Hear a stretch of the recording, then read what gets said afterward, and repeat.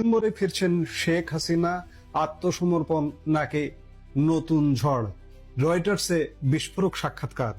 দক্ষিণ এশিয়ার রাজনীতিতে এই মুহূর্তের সবচেয়ে বড় এবং বিস্ফোরক খবর, বাংলাদেশে যার দল নিষিদ্ধ, যার মাথার উপর ঝুলছে আন্তর্জাতিক অপরাধ ট্রাইব্যুনালের মৃত্যুদণ্ডের পরোয়ানা, সেই সাবেক প্রধানমন্ত্রী শেখ হাসিনা কি তবে সত্যি বাংলাদেশে ফিরে আসছেন?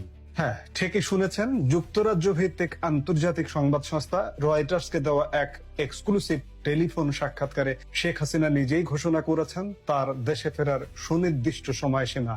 তিনি সাফ জানিয়েছেন আগামী ডিসেম্বর মাসেই তিনি এবং তার দলের জ্যেষ্ঠ নেতারা নির্বাসন ভেঙে স্বদেশে ফিরবেন এবং আদালতে গিয়ে আত্মসমর্পণ করবেন। বিগত 2 বছর ধরে তিনি ভারতে রাজনৈতিক আশ্রয়ে আছেন।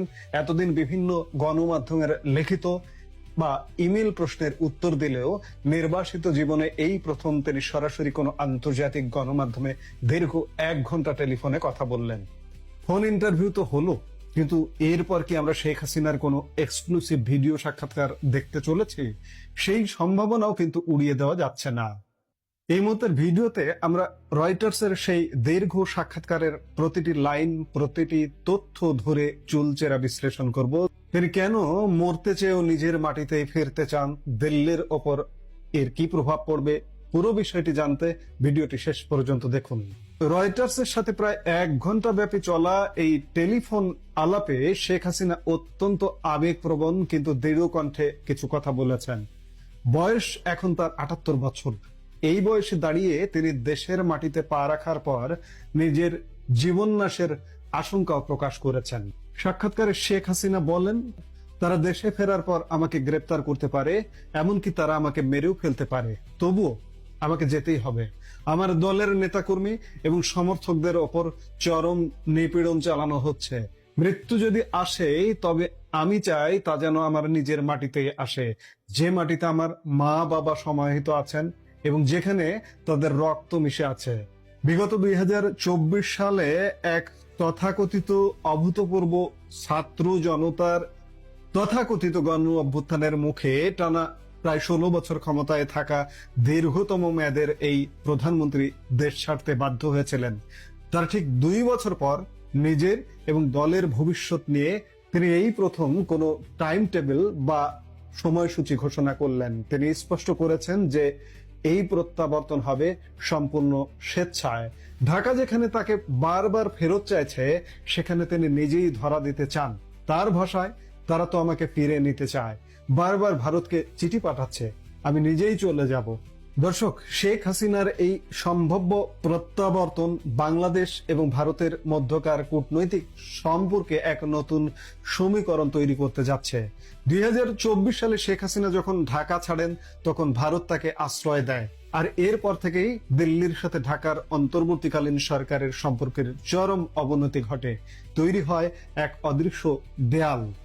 পোশাক রপ্তানিতে বিশ্বের অন্যতম শীর্ষ পরাশক্তি বাংলাদেশ গত 2 বছর ধরে রাজনৈতিক ও সামাজিক ওলটপালটের মধ্য দিয়ে যাচ্ছে।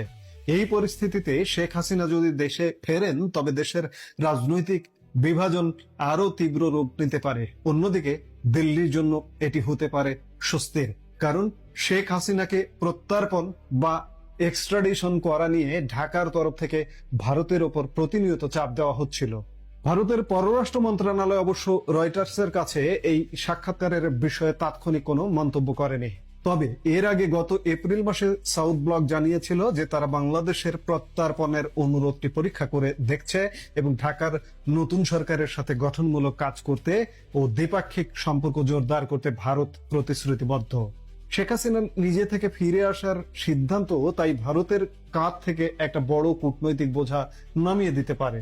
শেখ হাসিনার এই প্রত্যাবর্তনের তালিকায় শুধু তিনি একাই নন। রয়টার্সকে তিনি জানিয়েছেন তাদের সাথে নির্বাসনে থাকা আওয়ামী লীগের অন্য জ্যেষ্ঠ নেতারাও একসঙ্গে ফিরবেন। এদের মধ্যে অন্যতম হলেন সাবেক স্বরাষ্ট্রমন্ত্রী আসাদুজ্জামান খান কামাল, যিনি শেখ হাসিনার মতোই বাংলাদেশে মৃত্যুদণ্ডে দণ্ডিত। যদিও রয়টার্স জানিয়েছে তারা অন্যান্য নেতাদের অবস্থান নিশ্চিত করতে পারেনি এবং তাদের সাথে যোগাযোগ করা সম্ভব হয়নি। কিন্তু প্রশ্ন হলো, যার বিরুদ্ধে দেশের মাটিতে গণহত্যার অভিযোগ, গত নভেম্বর মাসেই যার বিরুদ্ধে ট্রাইব্যুনাল মৃত্যুদণ্ডের রায় দিয়েছে, তিনি কেন হঠাৎ আদালতে আত্মসমর্পণ করতে চাইছেন? এর পেছনে রয়েছে এক গভীর রাজনৈতিক কৌশল। শেখ হাসিনা রয়টার্সকে বলেছেন, আমি বিচারে বিশ্বাস করি। আমার মনে হয় যখন আইনি প্রক্রিয়া শুরু হবে তখন জনগণের কাছে এটা পরিষ্কার হয়ে যাবে যে এই আদালত কতটা প্রহসনমূলক, আর আমি সেটাই প্রমাণ করতে চাই। অর্থাৎ তিনি আদালতে গিয়ে নিজেকে আইনিভাবে ডিফেন্ড করতে চান এবং বর্তমান সরকারের আইনি প্রক্রিয়াকে জনগণের সামনে প্রশ্নবিদ্ধ করতে চান। শেখ হাসিনা আরো স্পষ্ট করেছেন যে এই ফেরার বিষয়ে ঢাকার বর্তমান প্রশাসনের সাথে তার কোনো গোপন রফা বা আলোচনা হয়নি, কারণ তার মতে গণতন্ত্র, ভোটাধিকার, আওয়ামী লীগের রাজনৈতিক অধিকার এবং ন্যায় বিচার এগুলো কোনো গোপন আলোচনার বিষয় হতে পারে না। একসময় গণতন্ত্রের মানুষ কন্যা হিসেবে পরিচিত শেখ হাসিনার বিরুদ্ধে পরবর্তী সময়ে ভিন্ন মত দমন ও গণতান্ত্রিক প্রতিষ্ঠানগুলো ভেঙে ফেলার গুরুতর অভিযোগ ওঠে।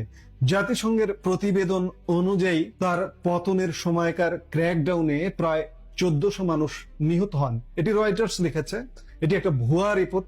যদিও শেখ হাসিনা এই সমস্ত অভিযোগ বরাবরই অস্বীকার করে আসছেন।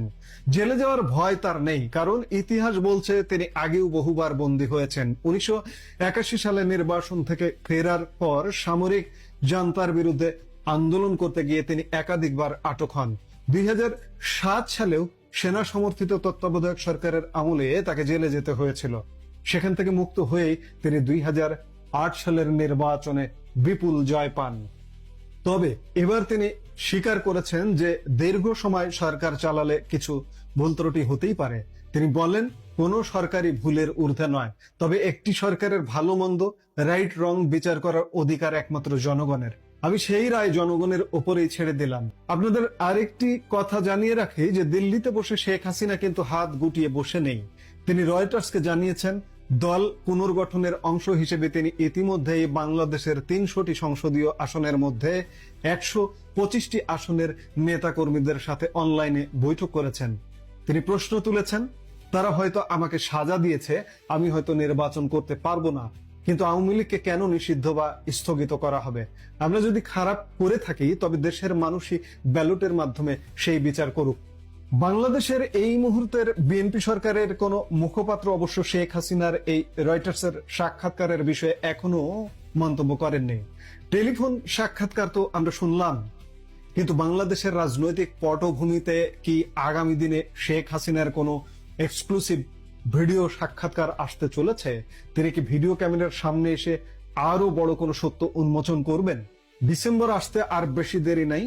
শেখ হাসিনার এই ঘোষণা কি কেবলই রাজনৈতিক চাপ তৈরির কৌশল, নাকি সত্যি এক রক্তক্ষয়ী অধ্যায়ের পর বাংলাদেশে এক নতুন রাজনৈতিক ঝড়ের পূর্বাভাস?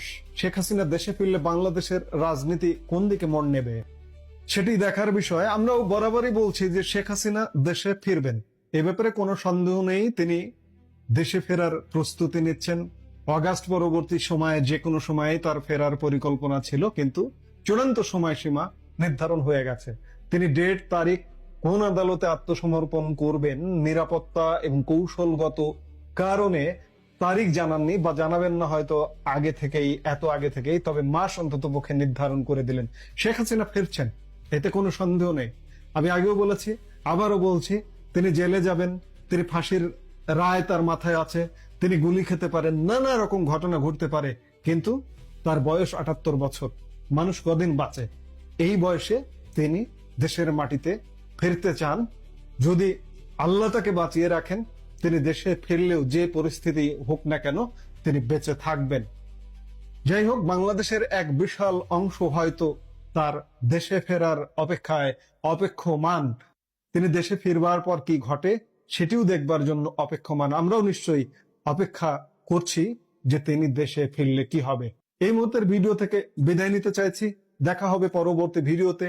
সে পর্যন্ত ভালো থাকুন, সুস্থ থাকুন। আমাদের ভিডিওগুলো নিয়মিত পেতে সাবস্ক্রাইব করুন সাজ্জাদ কাদির ইউটিউব চ্যানেল এবং লাইক, কমেন্ট, শেয়ার করে সাথে থাকুন।